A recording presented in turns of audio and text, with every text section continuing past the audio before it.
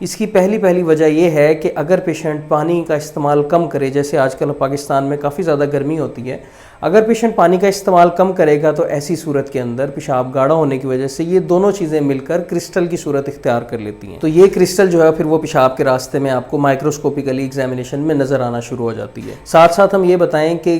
Kidney کے اندر ہونے والے سٹونز جو ہیں وہ بیسیکلی 75 to 80% جو ہے وہ کیلشیم آکزیلیٹ کے ہوتے ہیں. تو یہ بہت زیادہ ممکنات میں سے ہے کہ پیشاب کے اندر بھی پیشنٹ کو کرسٹلز جو ہیں وہ اس کی خارج ہونا شروع ہو جائیں گی اور ایگزامینیشن پہ پک ہو جائیں گی.